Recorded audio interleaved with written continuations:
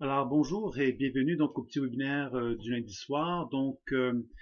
Comme à chaque lundi soir maintenant, pour ceux qui ne le savent pas, donc un petit webinaire. Le webinaire donc a pour objectif de permettre aux gens qui sont des formations personnelles et professionnelles de répondre, de poser leurs questions sur la pratique qu'ils peuvent avoir, les questions qu'ils peuvent avoir sur la pratique personnelle et professionnelle. Et évidemment, le grand public peut aussi être présent pour poser des questions de tout ordre, tant de leur vie personnelle, sur la pratique, sur des questionnements sur la vie, etc.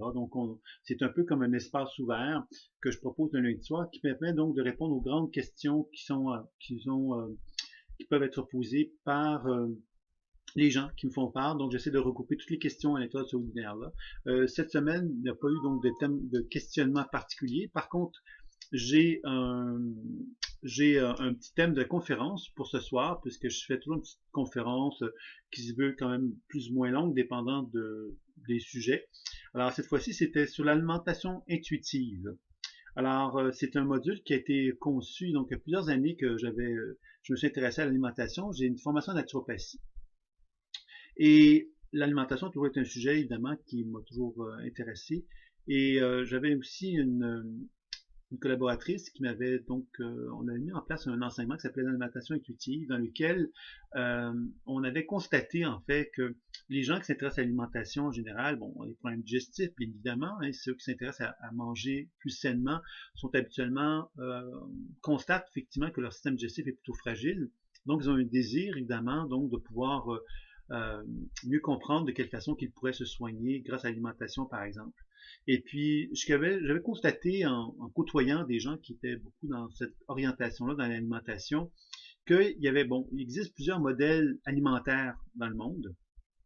Et ces modèles alimentaires-là, souvent, deviennent ding-dom. C'est-à-dire que les gens vont adopter un système alimentaire, puis vont en faire un peu comme une religion. C'est-à-dire qu'ils vont cesser d'être sensibles à ce qu'ils sont, parce qu'évidemment, ils vont comme convenir que le système alimentaire qu'ils vont choisir est le seul et unique qui va leur convenir, puis ils vont donc se diriger, s'orienter complètement dans cette voie-là, sans se remettre en question d'aucune façon, puis en vraiment en adoptant véritablement cette diète-là. Alors là, évidemment, je fais une caricature, je ne vais pas dire que tout le monde qui adopte un système alimentaire est comme ça, mais j'avais quand même constaté à l'époque qu'il y avait beaucoup de monde qui était comme ça, puis encore aujourd'hui, je pense qu'il y a effectivement encore beaucoup de gens qui ont cette espèce de vision qui est un petit peu normale, hein, d'essayer de trouver des solutions, puis quand on trouve des solutions, on adopte un système alimentaire, puis on dit, ben voilà, c'est la vision alimentaire que je dois suivre pour pouvoir préserver la santé.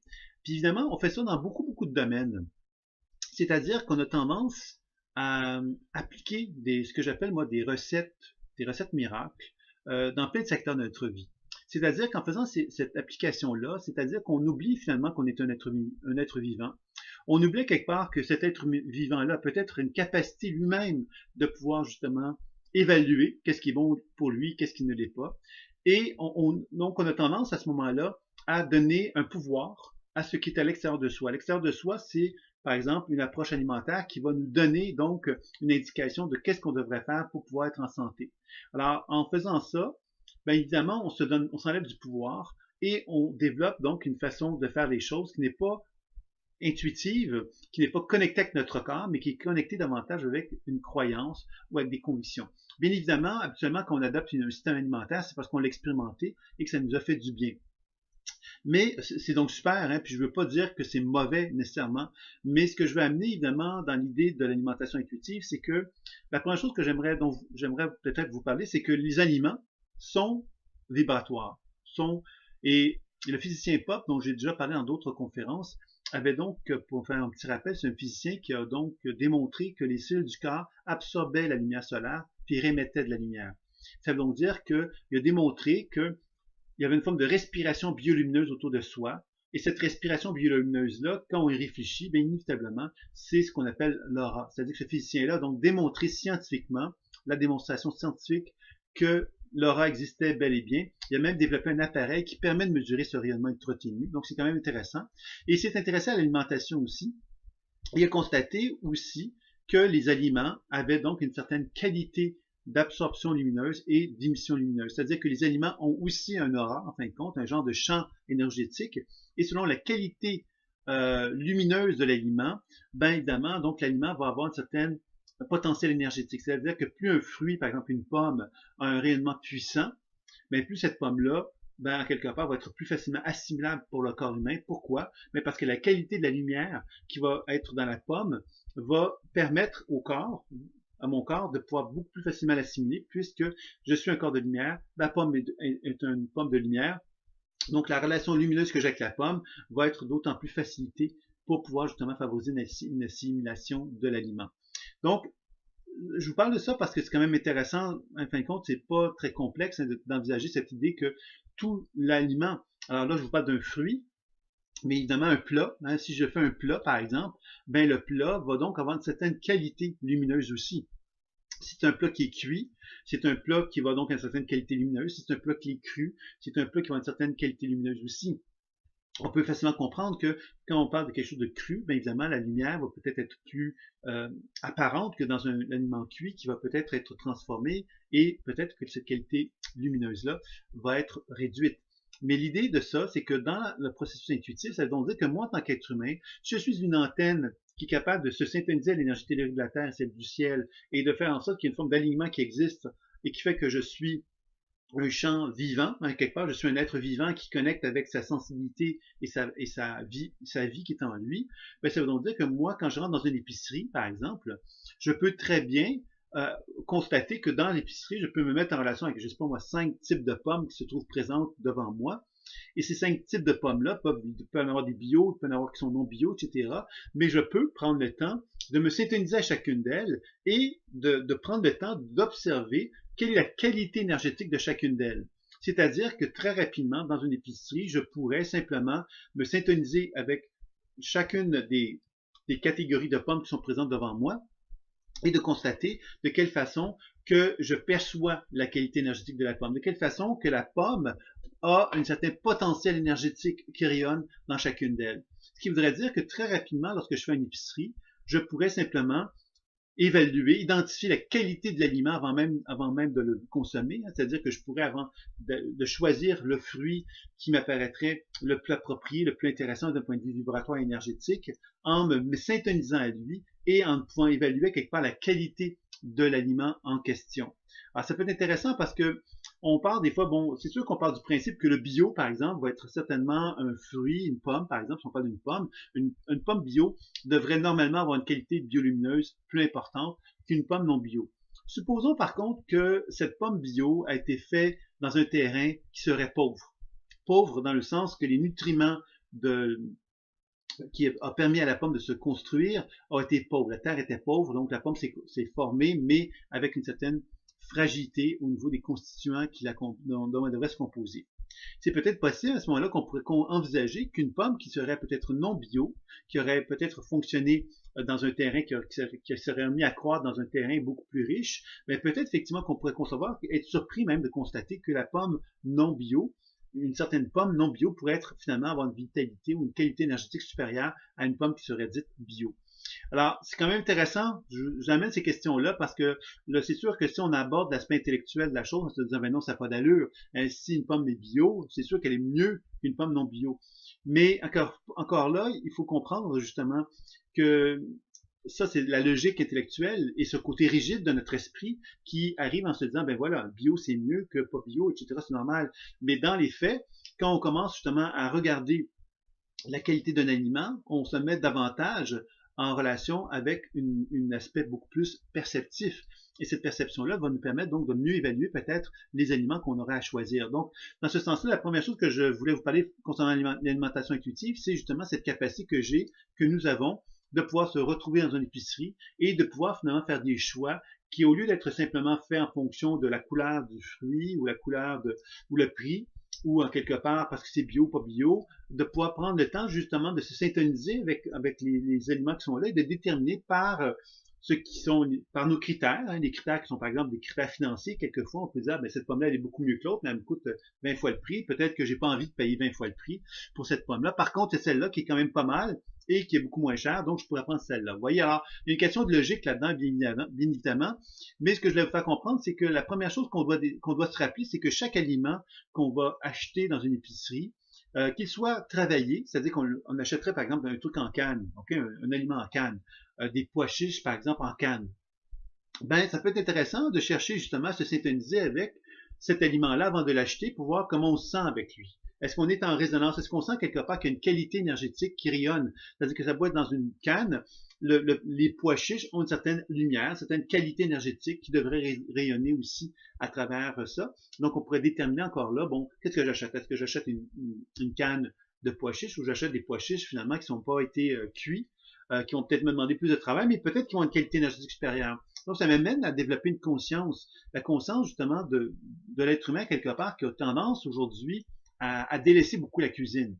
On a tendance en général actuellement à valoriser beaucoup l'idée que la cuisine, c'est un espace où on arrive avec nos plats tout faits et on va les faire réchauffer tout simplement parce qu'on n'a pas eu le temps pour cuisiner.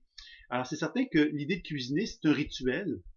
C'est un rituel qui nous rappelle justement que pendant que je cuisine, pendant que je coupe mon oignon, quelle que soit l'action que je fais, que je construis donc un repas, ben cette action-là que je suis en train de faire, c'est une action où je peux aussi avec une intention transmettre de l'amour, transmettre une belle vibration aux aliments, leur donnant aussi une belle vibration, donc nourrir l'aliment quelque part par l'intention que j'ai de faire un repas qui va être agréable avec les gens que j'aime.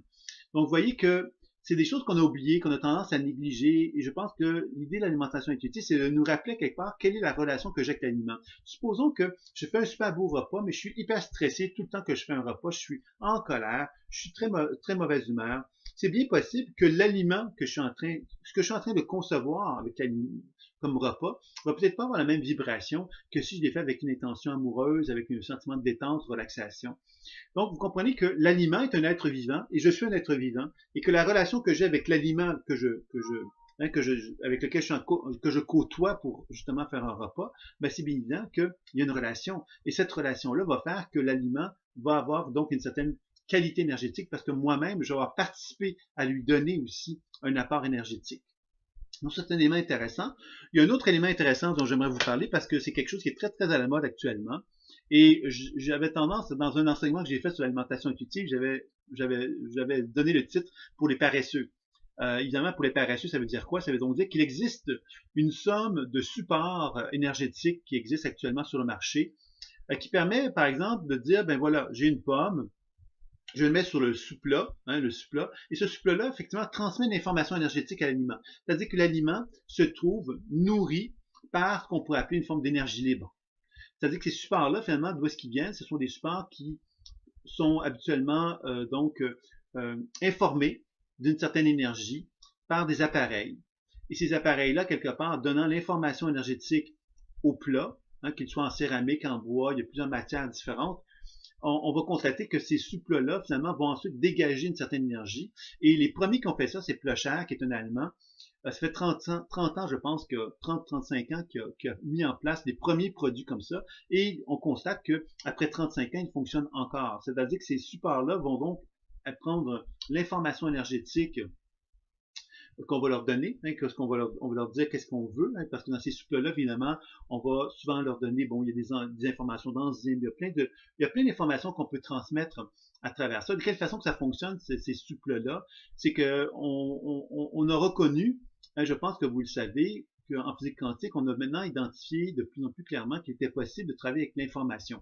L'information, c'est-à-dire que j'ai, par exemple, une vitamine C, mais la vitamine C, je peux l'ingérer, je peux la consommer, je peux la manger et donc l'assimiler pour bénéficier de la vitamine C.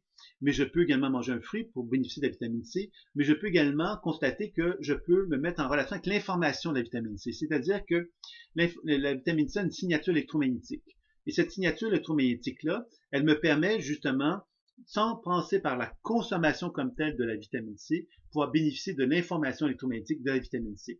Et il y a beaucoup d'appareils de physique quantique qui s'orientent dans cette direction-là. Et les supplants alimentaires qui ont pour objectif d'énergiser les aliments ont effectivement une intention de donner à l'aliment, quelque part, tout ce qui lui est nécessaire pour qu'il soit plus assimilable, plus énergétique, plus vibratoire, etc.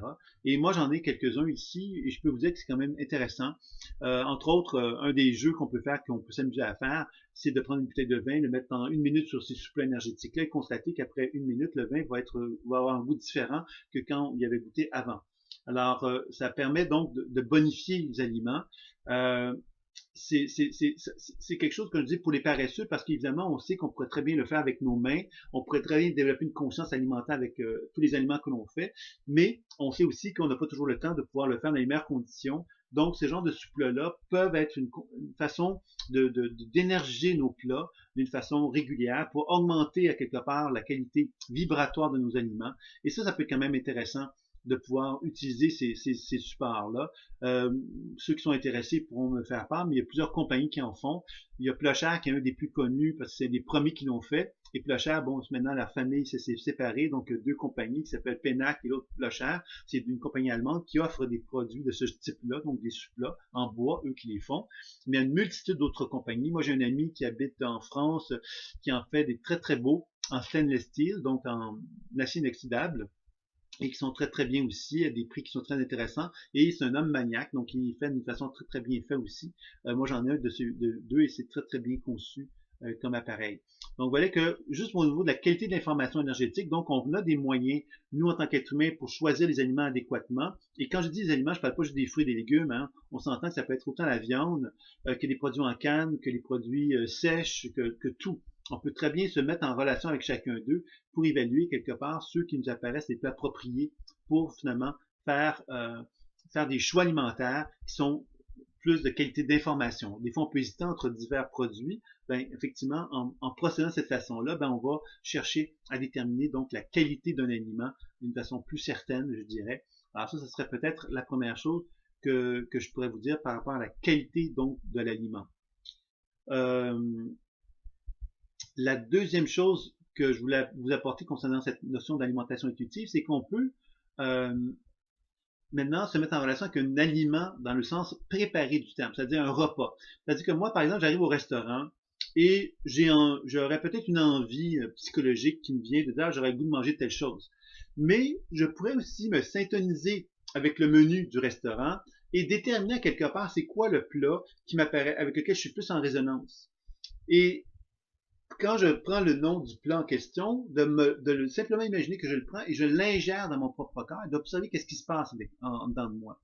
C'est une autre façon de procéder qui est assez simple et qui a l'avantage de me donner l'opportunité de constater qu'il est donc possible pour moi dans un contexte, encore là, c'est très dans un contexte de restaurant, de faire un choix intuitif, c'est-à-dire de déterminer le plat qui va me convenir le mieux. Donc, je pourrais avoir trois choix qui m'intéresseraient dans le menu. Je pourrais simplement prendre le temps de me mettre en relation avec chacun d'eux pour déterminer effectivement quel est le plat qui va me correspondre le mieux. Donc ça aussi, c'est quand même quelque chose d'accessible et c'est intéressant parce qu'encore là, ça veut dire quoi? Ça veut donc dire que je peux, moi, à distance, puisque le menu est simplement une façon de me connecter avec le plat en question, mais me mettre en connexion avec le plat tel qu'il est présenté dans ce restaurant-là et de pouvoir justement évaluer la qualité énergétique avec laquelle je suis en syntonie avec ce repas-là et donc de déterminer un repas qui pourrait mieux convenir à mes besoins. Alors peut-être que je constaterais que l'envie que j'avais intellectuellement d'un certain plat, ben, quand je me mets en résonance avec lui intuitivement, je pourrais constater que ce plat-là, effectivement, me convient pas ou il pourrait me convenir parfaitement. Alors ça me permet donc de développer, encore une fois, une conscience intuitive plus importante. Dans un contexte de faim, hein, des fois, on a des fois, on ne sait pas ce qu'on a envie de manger, puis on a des habitudes alimentaires qu'on a développées, qui sont malsaines quelquefois. Alors aussi, ça serait intéressant de pouvoir se dire, mais tiens, au lieu de simplement manger mon sac de chips, par exemple, que je mange systématiquement, mais je pourrais peut-être prendre le temps de me synthétiser ce que le corps a besoin, ce que mon corps a envie de manger là parce que j'aurais envie d'une petite collation. Et cette collation-là, quelque part, plutôt que de la faire systématiquement reliée à un désir de manger mon fameux sac de chips comme je fais à chaque fois, mais peut-être effectivement de questionner ça. Peut-être que le sac de chips sera la bonne idée, peut-être que c'est ça qui va m'être proposé aussi, mais peut-être que je vais constater justement que j'ai une autre envie que celui-là. Et cette autre envie-là, ben, va peut-être pas m'amener à pas manger mon sac de chips. Peut-être que je vais avoir envie de manger mon sac de chips, je vais le manger aussi. Mais ça va m'amener effectivement à prendre conscience que quand je me mets en relation avec mon besoin alimentaire intuitif, ben, je peux constater que je peux finalement devenir conscient que par exemple le sac de chips, je l'ingère parce que quelque part, j'ai tendance à vouloir étouffer une émotion.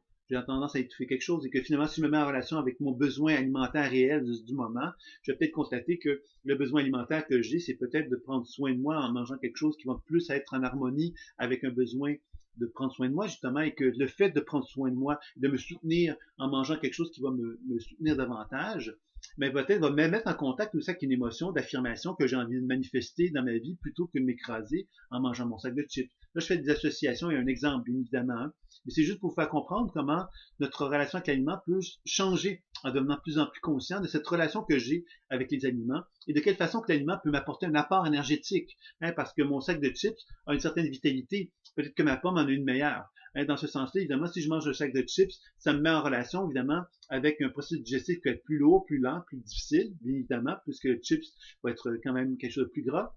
Alors ma pomme va peut-être me mettre en contact avec une énergie plus vitale, plus légère, plus capable justement de réagir et de répondre aux besoins que j'ai. Donc vous comprenez que de cette façon-là, on développe une relation où je comprends quelque part que l'aliment avec les relations que j'ai avec les aliments sont vraiment des relations vibratoires et énergétiques et que les aliments peuvent m'apporter un apport énergétique, peuvent m'apporter de la vitalité, peuvent m'apporter une capacité de mieux réagir aux événements de ma vie et peuvent m'amener à me sentir plus en paix et en harmonie avec ma psychologie et mes émotions. Donc, vous voyez que les aliments peuvent devenir vraiment un support et un aide à l'évolution de ma conscience pour être capable de mieux réagir et de plus être en harmonie avec mon être. Alors ça, c'est quelque chose qui peut être fort intéressant. Un autre aspect, je voulais vous parler d'alimentation intuitive, c'était concernant les intolérances, les allergies, les problèmes digestifs, les aliments qu'on digère très mal, etc. Alors, évidemment, on peut aussi très bien, on n'est pas obligé de manger un aliment pour savoir que ça ne va pas bien. Et on sait qu'après un certain temps, après un essai-erreur, on a constaté que tel type de plat ne me convenait pas. Donc, ce type de plat-là qui me convient pas, je vais peut-être avoir envie, justement, de me syntoniser avec lui. Alors, même si le plat n'est pas présent, je peux me syntoniser par mon intention avec le style de repas que je digère très très mal. Alors, et de pouvoir finalement observer de quelle façon ce plat-là, quand je l'ingère dans mon corps, de quelle façon que mon système digestif va réagir, de quelle façon que tout le processus digestif va manifester des réactions et des résistances à l'intérieur tout au long du processus de digestion que j'effectue, et de pouvoir finalement faire du décodage, des programmations et soins pour justement cheminer là-dedans. Alors, vous voyez que le décodage des programmations et soins, pour ceux qui ne le connaissent pas, c'est 3 fondements fondamentaux de la pratique. Le décodage intuitif va me permettre donc d'identifier les messages que mon corps me manifeste. Quand j'amène un aliment allergène ou une intolérance ou quelque chose comme ça, alors je l'amène dans l'imaginaire et je ne vais pas le manger, puisque si je suis allergène et que j'ai des grandes allergies très graves, je ne vais pas commencer à me prendre le risque de mettre un aliment allergique en moi pour avoir une réaction. Je vais simplement le prendre dans le sens de l'information allergène qui est en moi, l'aliment. Je vais me syntoniser avec la vibration de l'allergie, je vais la consommer, je vais voir comment mon corps réagit. Et moi, pendant ce temps-là, je vais pouvoir faire du décodage intuitif pour comprendre la raison d'être des réactions qui sont en moi, de pouvoir finalement faire de la déprogrammation pour donner tout ce que mon corps a besoin pour que justement le travail, les réactions allergiques soient le moindre possible, moindre importante possible. Puis ensuite, évidemment, je pourrais faire un soin pour régulariser la circulation énergétique. Alors, ça veut-tu dire que je vais pouvoir tout de suite après pouvoir manger l'aliment allergène sans problème, etc. Ben, je vous dirais évidemment qu'il va falloir maintenant faire des tests, bien évidemment, mais d'y aller d'une façon très parcimonieuse pour vous assurer justement que tout le travail que vous êtes en train d'effectuer a donc une assise réelle, hein, que vous pouvez effectivement transformer votre relation avec un aliment allergène, mais d'y aller avec parcimonie, avec logique et intelligence. Hein. On ne se lancera pas dans, si on a des intolérances très graves ou des allergies très graves avec un aliment, ben on va chercher justement à faire une évaluation toute douce pour voir comment on se sent, puis progressivement réinclure l'aliment très très doucement et y aller vraiment par petites étapes pour constater effectivement qu'on est en train de faire un changement. Mais c'est quelque chose de très intéressant. J'ajouterais que par rapport aux allergies, ce qui est intéressant de savoir, c'est qu'il y a un monsieur qui s'appelle C.W. Smith qui a donc pris le temps, lui, de constater que les gens qui sont allergiques il s'était mis en syntonie avec des fréquences électromagnétiques associées aux allergies que ces gens-là avaient. Et ce qu'il a observé, c'est qu'il suffisait qu'ils mettent les gens en contact avec cette fréquence électromagnétique-là pour que les gens vivent l'allergie, revivent les symptômes d'allergie qu'ils avaient lorsqu'ils étaient en contact avec un aliment allergène. Mais ils n'étaient pas en contact avec l'aliment allergène, ils étaient simplement en contact avec la fréquence électromagnétique et ça produisait des réactions similaires. Donc c'est intéressant de comprendre tout ça parce que ça veut donc dire que ma relation avec des produits allergènes, tout ça, c'est vraiment de l'ordre de l'électromagnétique. Ça veut donc dire quelque part que ma relation que j'ai avec l'aliment est importante. Moi, comment je vois cet aliment-là, d'un point de vue psychologique, d'un point de vue émotionnel, d'un point de vue énergétique? C'est quoi ma façon que j'ai de voir cet aliment-là peut avoir un impact sur le fait que cet aliment-là puisse être intolérant pour moi ou être allergène ou choses comme ça. Donc, ça veut donc dire effectivement que ça peut être vraiment intéressant de pouvoir faire un travail d'apprivoisement de cette information-là pour être capable de mieux l'assimiler, de mieux la digérer et donc de faire un travail qui peut être fort intéressant. Alors, ça peut être la même chose dans un contexte où j'ai un problème alimentaire, dans le sens que l'aliment, je le digère très très mal, donc de faire un travail là-dessus pour m'amener effectivement donc à renforcer mon système digestif et à me permettre progressivement de me sentir plus en harmonie avec moi et plus en harmonie avec l'aliment en question. Donc, c'est tout un processus d'apprentissage, mais qui peut être fort intéressant à mettre en application par rapport donc à cette idée de l'alimentation intuitive. Un autre volet qui est intéressant par rapport à l'alimentation intuitive, c'est concernant les remèdes thérapeutiques. Alors, j'ai dit que les aliments avaient donc une information énergétique. Maintenant, si on pense à des remèdes, aux pilules qu'on peut retrouver donc dans les pharmacies classiques, c'est-à-dire les produits qui ont été conçus dans le milieu médical classique, que ce soit en homéopathie, que ce soit dans des plantes, que ce soit dans des pilules naturelles, ou quelles que soient les huiles essentielles ou quoi que ce soit, mais tout ça, quelque part, a donc une certaine qualité d'information, une certaine qualité de rayonnement énergétique aussi. Donc, ça veut donc dire que tous ces produits-là ont donc une information et que moi, en tant qu'être humain, quand je me mets en relation avec un remède, ben déjà, je peux me mettre en relation avec la qualité vibratoire, énergétique du remède en question. Et là, on se rapproche vraiment de travaux allemands, de travaux qu'on retrouve beaucoup dans la physique quantique, des appareils de physique quantique, de thérapie quantique, ont beaucoup travaillé dans cette direction-là. C'est-à-dire qu'ils ont évalué à quelque part qu'on pouvait se syntoniser avec une série de produits qui avaient donc une certaine information énergétique qui se dégageait d'eux, et que simplement se syntonisant avec chacun d'eux, on pouvait voir la réaction que le corps avait.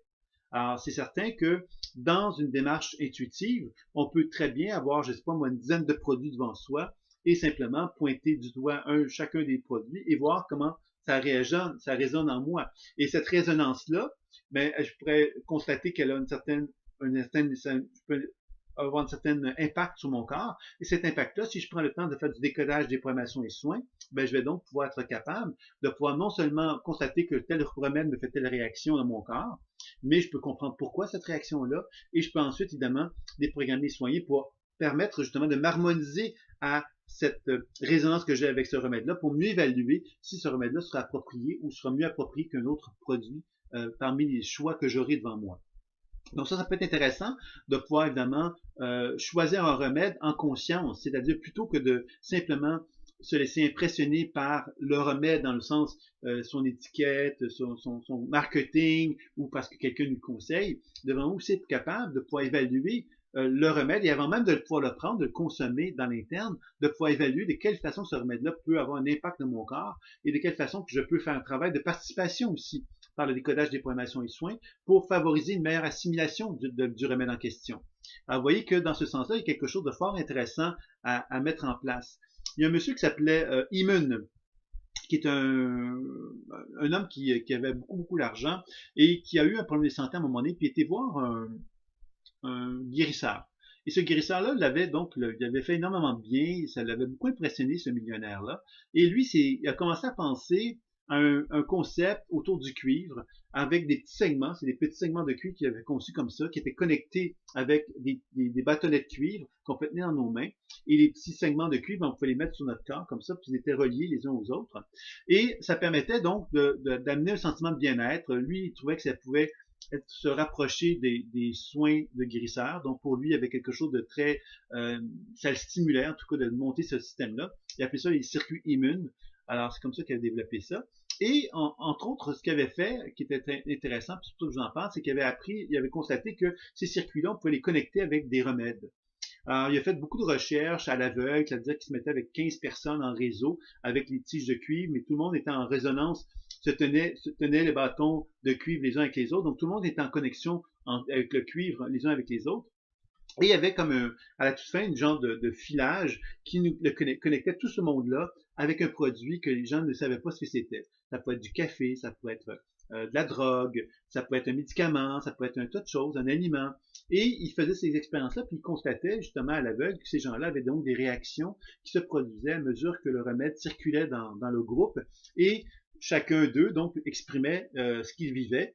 Et lui donc a répertorié un certain nombre de réactions comme ça. Je vous parle de ça parce que c'est intéressant parce que ce monsieur-là, finalement, ce qu'il a fait, c'est que, sans parler de physique quantique très complexe, il n'a pas pris c'est pas un appareil qui valait des milliers de dollars qu'il avait, c'était simplement du cuivre qui amplifiait la circulation énergétique entre les gens.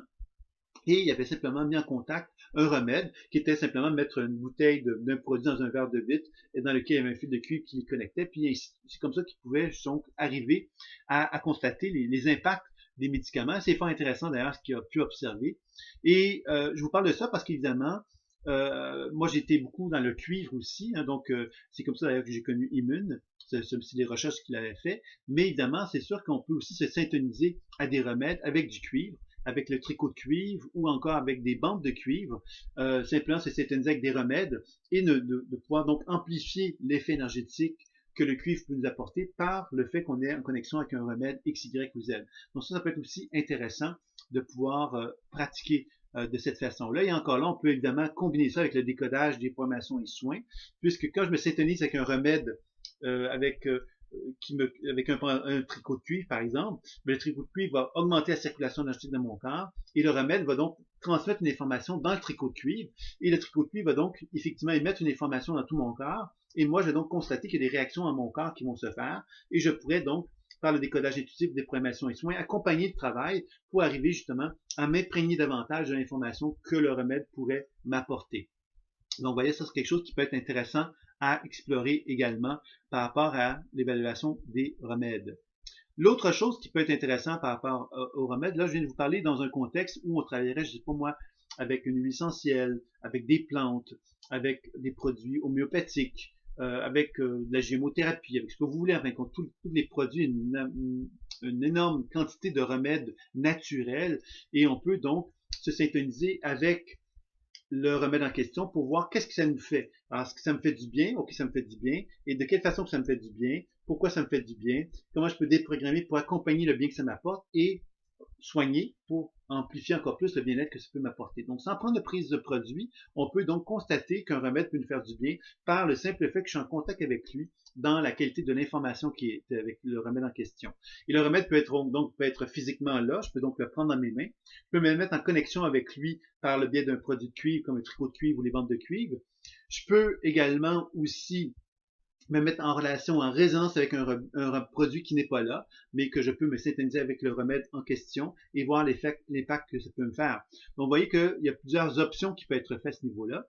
Alors ça, c'est un style une façon d'utiliser ma capacité de me synthétiser avec des remèdes dans un contexte positif, c'est-à-dire que le remède m'apporte un apport énergétique et j'évalue de quelle façon que je peux accompagner cet apport énergétique-là pour me sentir plus en paix et en harmonie. Ça, c'est une façon de travailler avec les remèdes. L'autre façon qui peut être fort intéressante aussi, c'est qu'il y a des scénarios dans la vie où on n'est pas nécessairement désireux de prendre certains médicaments parce qu'on comprend que ces médicaments-là sont des médicaments qui sont forts, qui sont puissants, qui sont chimiquement puissants et qui ne vont pas juste nous faire du bien. Évidemment, je pense entre autres à beaucoup de remèdes allopathiques qui ont été conçus évidemment pour avoir des actions physiologiques qui sont quand même assez intrusives pour le corps humain et qui vont pas toujours nous faire du bien dans le sens qu'elles vont avoir des conséquences. C'est-à-dire que le remède va nous faire un certain bien à un certain niveau, mais il y a des effets qu'on ne souhaite pas avoir qui vont aussi se mettre en place avec ces remèdes-là. Donc, quelquefois, il faut être donc attentif à tout ça, mais en même temps, on n'a pas le choix toujours. Alors, quand on travaille avec des remèdes comme ça, bien évidemment, ça peut être intéressant de se synthétiser avec l'information de ces remèdes-là. Pourquoi? Mais parce que ça va nous permettre, nous, d'évaluer de quelle façon que mon corps réagit et de quelle façon que je peux travailler avec mon corps, de collaborer avec lui pour que le remède soit mieux intégré dans mon propre corps, que je sois capable de mieux l'assimiler. Donc, vous voyez que là aussi, ça peut être intéressant de travailler donc avec des remèdes qui ont donc une capacité de perturber mon champ énergétique, mais en même temps que je vais prendre parce que je suis conscient qu'ils vont avoir un impact positif sur certains autres aspects de ma santé, mais qu'en même temps, il y a des effets négatifs qui font là, et moi, je peux donc travailler pour réduire les effets négatifs du médicament en question en participant, en me mettant donc en relation avec l'information énergétique du remède et en travaillant de pair avec lui pour justement chercher à me permettre de m'harmoniser le plus possible avec lui. Donc, vous voyez que c'est toutes des choses comme ça qui peuvent être faites concernant l'alimentation intuitive, qui nous rendent de plus en plus conscients qu'on peut vraiment devenir participatif face à notre santé. Surtout lorsqu'il s'agit de prendre des médicaments ou prendre des aliments, ben quelque part, on a souvent l'impression, ben c'est l'aliment qui m'a sauvé ou c'est le médicament qui m'a sauvé. Mais ma relation avec l'aliment est importante. Je vous rappelle l'effet placebo, entre autres, qui est très important à se rappeler, puisque toute médication, quelle qu'elle soit, que ce soit le petit bonbon en sucre qui n'a absolument rien de médical, que ce soit le produit médical qui a 25 ans de recherche médicale, des millions de dollars qui est investi pour donner une valeur à ce produit-là, quel que soit le produit qu'on l'on prend, que ce soit un bonbon sucré ou un produit médicinal véritable, on va constater que quand une personne a confiance au remède en question, on parle d'une 30% d'effets bénéfiques. Donc l'effet placebo, c'est vraiment important et c'est quelque chose qu'il faut vraiment valoriser plutôt que de pointer du doigt, puisque ça veut donc dire que quand on arrive à une relation thérapeutique avec un remède dans lequel on a un sentiment de bien-être avec le remède, qu'on est parvenu à avoir confiance au remède, on vient chercher 30% d'efficacité. Vous vous rendez compte, le produit a donc déjà en soi une efficacité à 30%, même si c'est simplement un petit bonbon sucré que je prends qui n'a absolument rien, pas été traité d'aucune façon. C'est juste un petit bonbon que je consomme. Si j'ai confiance à ce petit bonbon-là qui va me faire du bien, ben j'ai un 30% d'efficacité en partant qui va être associé à ce fait-là. Donc, c'est important donc de devenir conscient que si j'investis, moi, ma conscience dans ma relation avec le remède, ben j'augmente inévitablement la qualité du produit. J'ai déjà un bon 30% en partant dû au fait que l'effet placebo est mis en place. Et cet effet placebo, qu'est-ce que c'est? C'est cette capacité que j'ai de faire confiance à la fin. Parce que quand je suis dans une relation d'harmonie avec le remède, avec lequel que je m'apprête à consommer, ben j'ai déjà une efficacité de 30% que je vais chercher. Donc, ça vaut certainement la peine aussi d'envisager ou de réfléchir sur cela, de chercher à mettre en application, évidemment, que quand j'ai un remède à prendre, quel qu'il soit, j'ai peut-être à faire un petit rituel pour me mettre en relation avec lui, puis participer à ma capacité de prendre le remède en interagissant avec lui et en accompagnant le processus thérapeutique, comme un petit peu ce que je viens de vous proposer. Donc voilà, c'était un petit peu ce que j'avais envie de vous partager concernant l'alimentation intuitive. Évidemment, ça pourrait être beaucoup plus long, mais j'avais envie de vous partager quelque chose un petit peu plus léger concernant cela. Vous devez savoir que donc maintenant, un enseignement qui a été conçu qui s'appelle Alimentation intuitive et évaluation des remèdes, dans lesquels je vous enseigne à travers un certain nombre de vidéos, une vingtaine de vidéos, c'est à peu près 3-4 heures d'enseignement certainement, dans lequel on vous enseigne justement comment utiliser donc l'intuition pour parvenir à développer une relation entre l'alimentation et les remèdes pour que vous soyez capable de participer, un peu comme tout ce que je viens de vous présenter aujourd'hui. Donc, c'est quelque chose que si ça vous intéresse, c'est possible de prendre d'une façon dans un cadre d'une formation plus globale, de formation personnelle, ou ça peut être pris également dans un contexte plus petit où on décide justement de faire une formation plus réduite. Il suffit de contacter avec moi pour que je vous explique un peu les modalités. Les pages de vente associées aux formations sont en train d'être changées. Donc, dans à peu près une semaine, 10 jours sans doute, que toutes les pages de vente auront été mises en place et vous pourrez à ce moment-là vous découvrir justement tout le programme des nouveaux enseignements. Mais vous savez qu'il est possible déjà de vous inscrire à cet enseignement si ça vous intéresse. Il suffit de communiquer avec moi pour le faire. Donc voilà, est-ce que vous aurez des questions sur ce que j'avais à vous présenter concernant cette conférence-là? Alors je vois qu'il y a déjà une question qui m'a été posée. Je vais répondre après avoir pris le temps de regarder pour l'alimentation intuitive s'il y a des questions ou des réflexions à ce sujet-là.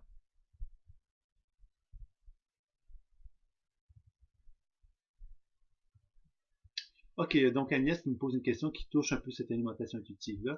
Une amie m'a offert un cookie qu'elle avait fait et j'ai vu de la tristesse à l'intérieur, des interrogations. Je pouvais voir dans quel état elle était quand elle l'a préparé.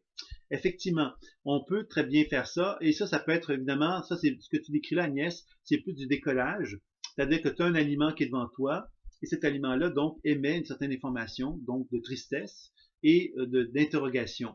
Alors ça c'est vraiment tout le processus du décodage intuitif dont tu parles ici. Évidemment, on pourrait donc questionner pour aller plus loin, mais ça veut donc dire quelque part qu'on est en train de faire une lecture d'une certaine façon de la relation qu'on a avec notre cookie, mais aussi avec notre partenaire, avec notre ami qui l'a conçu.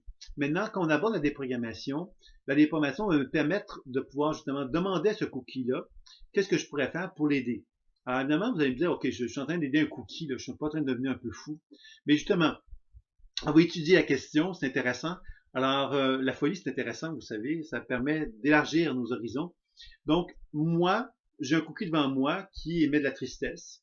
Et ce cookie-là, quelque part, je suis censé tenir avec. Ça veut donc dire que moi, j'ai une relation avec le cookie, une relation énergétique, et ce cookie-là me met en relation avec mon ami qui a conçu le biscuit. Donc, je suis en train de créer quelque chose de triangulaire. Là. Je suis en train de créer une situation où, si je fais une action sur le cookie, il est peut-être possible que ce cookie-là, si je fais une action sur lui, que j'ai une action sur mon ami également. Et c'est là quelque part qu'on commence à comprendre justement que on parvient donc à effectuer un travail de déprogrammation sur le cookie, mais le cookie, à quelque part, il va changer sa résonance avec moi. Il va devenir donc plus en harmonie avec moi. Mais parce qu'il devient plus en harmonie avec moi, il devient plus en harmonie avec mon partenaire, avec l'ami qui l'a conçu. Et mon ami peut donc aussi bénéficier du changement que j'ai effectué dans ma relation avec l'aliment en question. Donc on comprend quelque part, quand on dit que on est tous liés, bien, quelque part, cet exemple-là que tu donnes, Agnès, je te remercie, mais me permet davantage de comprendre justement que l'aliment, la relation que j'ai avec l'aliment, je pourrais simplement m'arrêter en me disant, ah ben cet aliment-là, il y a de la tristesse. Par exemple, je pourrais manger un poulet et dire, ah, ce poulet-là, il est en grande colère quand il s'est fait tuer. On pourrait s'arrêter là. La personne mange son poulet après. Mais je pourrais très bien dire, mais tiens, je pourrais déprogrammer, je pourrais donner à cet aliment-là qui a une charge émotionnelle quelque chose qui pourrait être transformé et qui permettrait justement donc de développer une relation où l'information énergétique, plutôt qu'on la subisse cette information énergétique-là, qu'on soit capable d'en devenir conscient, être capable de la changer, de la transformer. Et c'est là qu'on devient quelque part créateur, et c'est là qu'on devient quelque part une antenne vivante qui permet justement de pouvoir justement transmettre de nouvelles fréquences, de nouvelles vibrations dans les relations que l'on a avec les choses, plutôt que les subir, on les transforme, on les harmonise, et inévitablement, cette harmonisation-là peut avoir un impact aussi sur notre entourage, peut avoir un impact dans la conscience de la vie, en fin de compte, puisqu'on transforme justement les souffrances ou les douleurs qui peuvent être associées dans les aliments, et on devient donc automatiquement nous plus vibratoire, plus conscient, et notre extérieur devient plus conscient, plus vibratoire de la même façon. Donc, ça devient fort intéressant de procéder de la sorte. Donc, tu comprends, Agnès, c'est très bien. Donc, est-ce qu'il y aurait d'autres questions sur le thème ou bien je vous invite à poser des questions sur des thèmes différents si évidemment il n'y a pas de questions qui sont associées au sujet de la conférence elle-même, de pouvoir aborder d'autres sujets, que ce soit dans sur la pratique personnelle, professionnelle ou des questionnements que vous pourriez avoir sur votre vie. C'est un moment qui vous est adressé à vous, donc il n'y a pas de problème. Alors, comme une bouteille d'eau de source qui avait l'air si éteinte, et j'ai écouté, et j'ai osé de mettre cette eau dans un endroit différent, et elle s'est ravivée. Tout à fait. Et tu aurais pu évidemment parler des informations, donner à l'eau de l'information à quelque part qui aurait pu aussi la redynamiser. Il y a pour les paresseux, mettre de l'eau de source au soleil, déjà on la redynamise en faisant rien de spécial. Un plat énergétique, des plats informés dont je parlais tantôt, on met la bouteille dessus, ça va la reviver aussi. Donc évidemment, il y a plein de choses comme ça qu'on peut faire qui nous ramènent à quelque part à la conscience qu'on a nous avec la vie et conscience avec ce qu'on a comme relation avec les aliments que l'on ingère régulièrement. Ça peut être intéressant donc de réfléchir là-dessus, bien évidemment.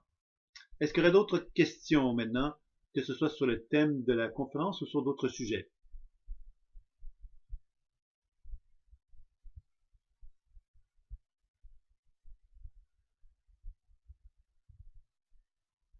Donc, j'ai pas mal abordé le sujet que moi je souhaitais aborder concernant l'alimentation intuitive et les aliments.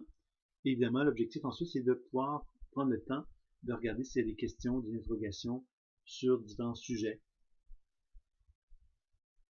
C'est pas obligatoire, hein, évidemment, si ça n'avait pas, ben, on va simplement s'arrêter ici. C'est pas l'objectif, évidemment, c'est pas de le faire dans la durée, c'est plus de chercher à échanger, à partager et de pouvoir donc répondre aux questions que les gens pourraient avoir s'il y en a.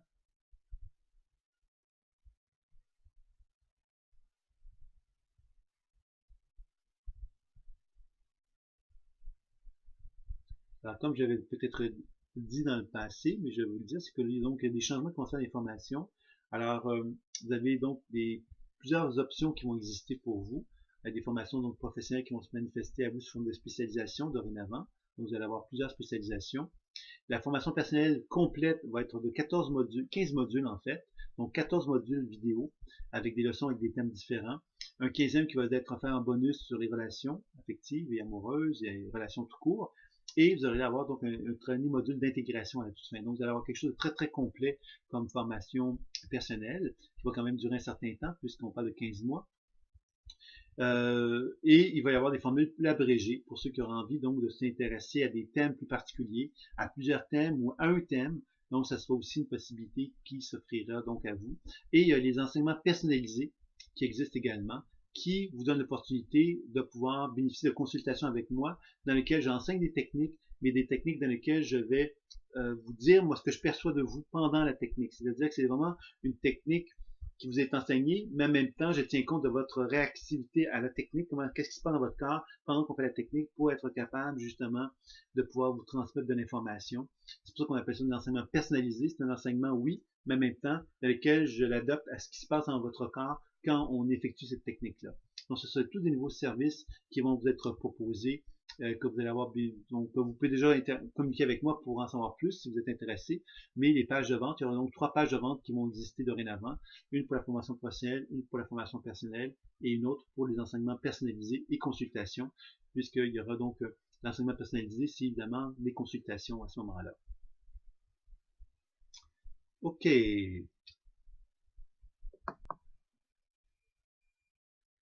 OK. Donc, on s'est fait j'avais perdu un petit peu l'écran, un petit peu l'image. Est-ce qu'il y aurait d'autres questions? Parce que moi, j'aurais pas mal terminé, donc je m'arrêterai ici si vous le voulez bien.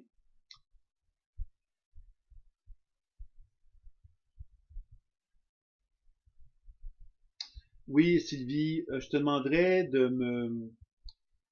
à quelque part de communiquer avec mon webmaster. Donc, si tu veux m'envoyer un mail à ce sujet-là, euh, moi, je vais te mettre en contact simplement avec ton webmaster puisque je lui en ai parlé et on n'arrive pas, lui ne les voit pas et moi non plus. J'arrive pas à voir ce que tu me décris. Je sais que c'est un problème que d'autres gens m'ont fait part et je pense que c'est relié au, pas vrai, j'ai pas le terme en main, mais si tu utilises, essaie d'ouvrir Google par exemple. Pas Google, mais Google Chrome. Voilà. Parce que je pense que le problème est associé au fait que tu dois ouvrir tes leçons avec alors, le terme ne vient pas, mais avec euh, Explorer peut-être que tu ouvres ça, ou bien peut-être avec un autre, ouais, c'est quoi le terme? Le terme ne vient pas, mais bon, je pense que c'est vraiment une question à ce niveau-là. Et nous, on n'arrive pas à navigateur. Merci, Richard. Et je pense que ça serait vraiment en relation avec le fait qu'il y a un navigateur qui semble avoir un problème à ce sujet-là. Et je peux pas malheureusement le voir parce que moi, quand j'essaye, j'ai essayé puis je vois pas le problème. J'ai essayé tous les navigateurs sur mon ordinateur, je ne le vois pas. Donc, il y a une question peut-être aussi de navigateurs qui ne sont pas à jour, peut-être aussi, c'est peut-être également possible. J'avais le même souci sur quel navigateur, c'est le mot que tu cherches. Oui, oui, c'est ça, oui. Ouais, mais c'est ça, Sylvie. Comme je te dis, c'est un problème que j'arrive pas à résoudre moi de mon côté. Est-ce que je les ouvre ces documents-là et ça n'a pas le même problème. Je ne les vois pas les problèmes. Donc, il y a quelque chose que j'avais demandé donc à mon webmaster de regarder ça. Puis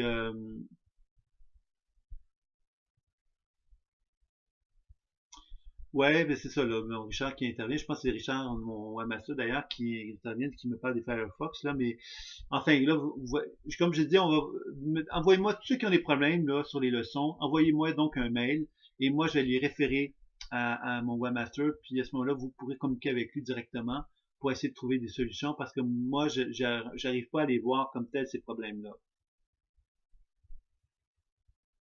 C'est ça. Donc, le webmaster me dit justement, Richard, que ces personnes rentrent en contact avec moi avec une capture d'écran et il va régler le souci en question. Parce que moi, comme je dis, j'essaie de voir de mon côté, puis je retrouve pas les mêmes problèmes, même quand vous parlez, mais j'ai déjà eu ces problèmes-là dans le passé, mais on les avait réglés. Donc, je sais pas, il y a sûrement un problème là, d'ajustement au niveau peut-être des navigateurs.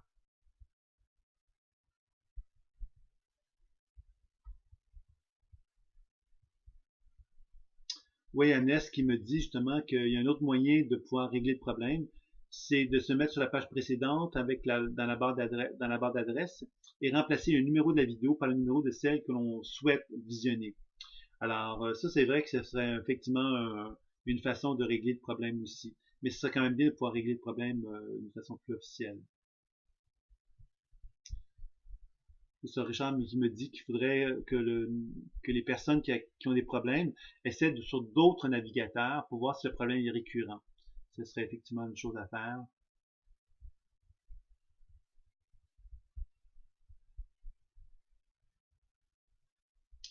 Sylvie, c'est pas compliqué. Si tu veux rendre ça plus simple, simplement, envoie-moi simplement tous les liens que tu observes qui sont pas visionnables. Et à partir de là, on va les envoyer directement à Richard. Mais puis Richard pourra te répondre à tes questions par rapport à ça. Même si tu n'as pas la capture d'écran, c'est vrai que ça peut être aidant,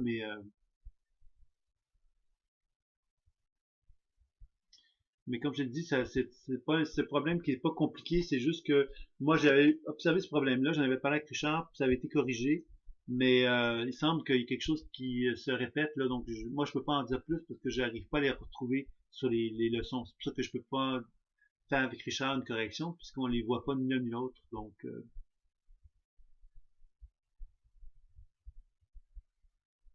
c'est ça. Donc si vous êtes en mesure d'envoyer une capture d'écran, ce sera ça qui serait idéal par rapport à cela. Est-ce qu'il y aurait d'autres questions avant de terminer?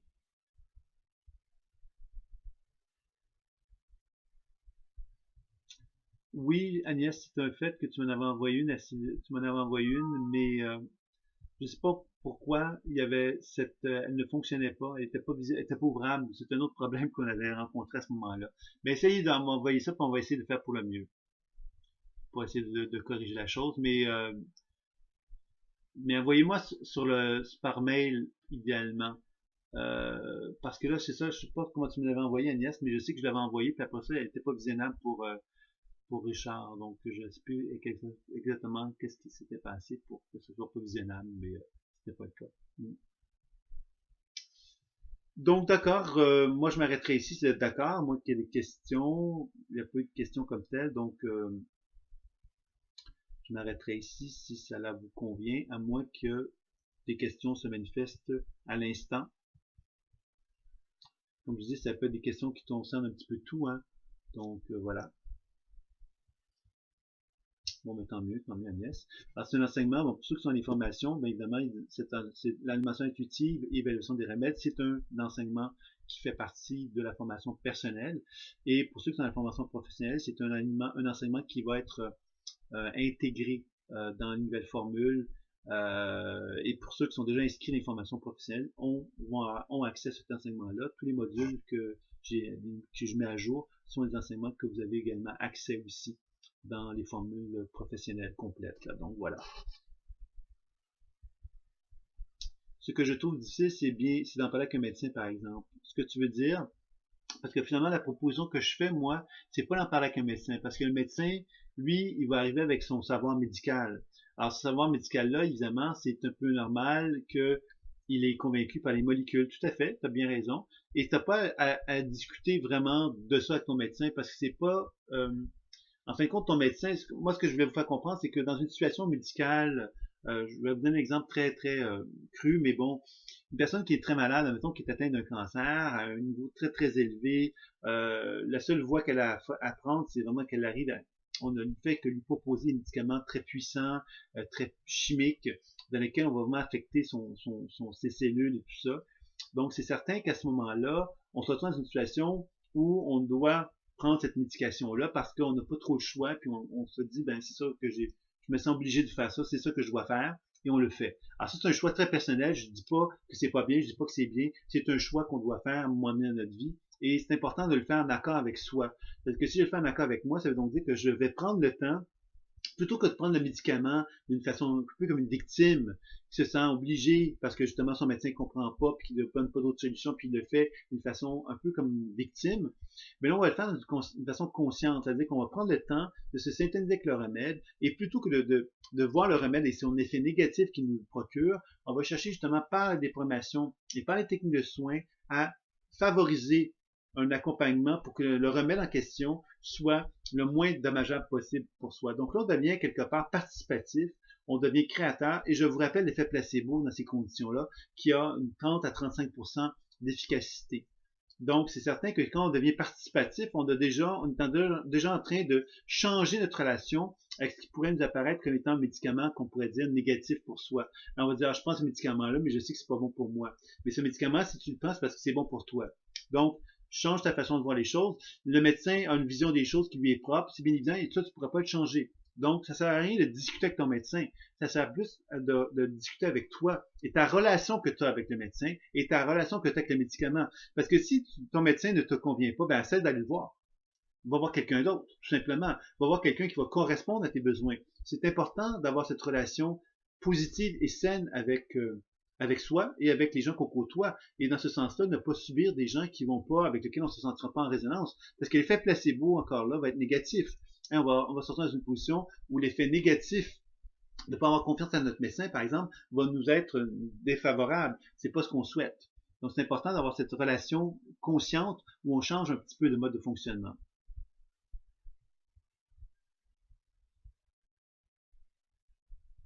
Tout à fait. Il faut apprendre vraiment à se faire confiance. Se faire confiance, c'est justement cette relation avec l'aliment, l'information énergétique des remèdes nous permet d'avoir une vision différente. On n'est pas dans une position de souffrance, de victimisation face à un médicament allopathique. On est plus dans un processus de créativité dans lequel on évalue de quelle façon que le médicament va pouvoir nous apporter le maximum tout en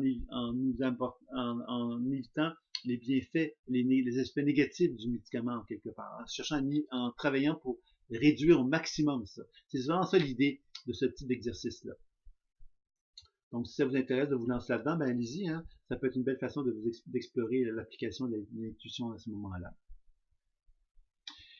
Mais sais-tu que tu es la première personne quand j'entends expliquer ce que j'ai toujours perçu? Ben, tant mieux, Agnès, tant mieux, tant mieux. Est-il possible que la chimiothérapie soit encore dans mes cellules après 5 ans? Et oui, que puis-je faire? Bon, moi je ne te répondrai pas là d'une façon irréfléchie. La chimiothérapie après 5 ans, c'est sûr on peut envisager l'option que, la chimie a eu un impact dans ton corps puis qu'il puisse y avoir un impact encore à ce sujet-là. Moi ce que je te dirais, c'est que la première chose que tu dois apprendre à faire, c'est de commencer justement à te synthétiser avec l'aspect chimique, hein, la chimiothérapie, de te mettre en relation avec cet aspect-là, de te mettre en relation avec est-ce qui effectivement est encore présent dans ton corps. Donc, l'information chimiothérapie, tu peux très bien te mettre avec et te mettre en syntonie avec et d'évaluer est-ce que c'est encore présent dans mon corps. Si c'est encore présent, bien évidemment, tu vas simplement laisser le processus intuitif te montrer le chemin de où est-ce que c'est présent. Ensuite, de prendre le temps de décrire ce que tu vois en temps sans par rapport à ça, questionner, déprogrammer, soigner, pour justement travailler là-dessus. Alors ça serait déjà une façon de procéder qui pourrait donc être intéressante pour amener justement un travail de nettoyage, de drainage. Alors évidemment, à partir du moment qu'on constaterait qu'il y en aurait encore présent dans notre corps, puis qu'on pourrait constater qu'on pourrait donc faire des soins dessus par nous-mêmes, on pourrait peut-être aussi arriver à constater qu'on est limité parce qu'on ne parvient pas à modifier ou à changer complètement les choses. Et c'est là que ça pourrait nous amener à entrevoir la possibilité d'envisager d'autres solutions qui pourraient être associées donc à des gens qui pourraient travailler à favoriser donc le drainage de ça. Alors, je suis pas expert par rapport à ça, donc je dirais pas n'importe quoi, mais peut-être des possibilités effectivement de travailler plus en profondeur à ce sujet-là. Mais l'important, quelque part, c'est de développer un pouvoir sur notre vie. Et ce pouvoir-là, justement, la seule personne qui peut l'avoir, c'est nous-mêmes. Quand on commence justement à se rendre compte que on peut donc avoir un regard vers sur nous-mêmes qui est différent. Alors moi, si je suis convaincu que la chimiothérapie est en moi puis qu'elle fait un travail nocif dans mon corps, ben, je suis en train de faire un effet placebo négatif à 35%, 30-35% sur mon corps. Donc, je suis en train d'induire une mauvaise relation avec moi-même dans laquelle je me perturbe mon système. Donc, c'est important de changer ça. C'est pour ça que je vous invite, donc, c'est pour ça que je vous ai proposé un petit peu cette conférence-là pour vous amener justement à devenir plus conscient de la relation que vous avez avec les aliments et les produits énergétiques et vibratoires. Voilà. C'est peut-être plus clair pour toi, Sylvie.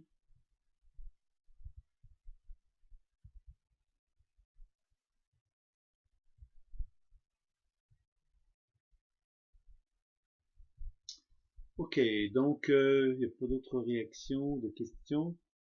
Donc, si vous voulez bien, je vais m'arrêter ici. Alors, vous allez avoir accès donc au webinaire. Normalement, si ça a bel et bien été enregistré, comme je l'espère, on va vous l'envoyer donc à la fin du mois. Plutôt que d'envoyer des demandes, je ne vais pas envoyer trop de mails je sais qu'on est tellement sollicité par les mails que je me suis dit, bon, maintenant les gens savent que le lundi, tous les lundis soirs, il y a donc un petit webinaire, donc vous êtes tous tout le temps invités, vous le savez maintenant, et il y aura donc toujours des thèmes qui seront là, qui ne sont pas tout annoncés à l'avance, et qui vont se faire un petit peu comme naturellement. Et donc à la fin du mois, donc en début de mois, en fin de compte, vous allez avoir les liens qui vont vous donner accès à tous les webinaires qui ont eu lieu durant le mois. Donc les gens vont apprendre donc à simplement s'y inscrire. Donc vous allez pouvoir les visionner sur YouTube, vous allez pouvoir les visionner directement comme ce soir, ou encore une fois sur Google. Moi je les envoie un petit peu partout, là, sur Facebook, etc. Donc il y a des moyens donc de pouvoir visionner le petit entretien régulièrement selon ce qui vous apparaît comme étant le plus approprié. Donc voilà, c'est un petit peu ce que j'avais à vous dire. Donc je vais vous souhaiter une belle fin de soirée. Le prochain rendez-vous, évidemment, c'est le lundi soir, le prochain lundi soir qui vient, donc la semaine prochaine.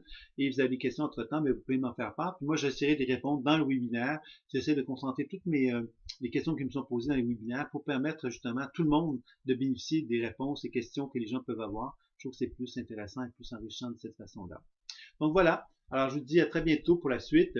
Je vous souhaite une très très belle semaine. Et si les questions se manifestent à vous, n'hésitez pas pour m'en faire part. Au revoir.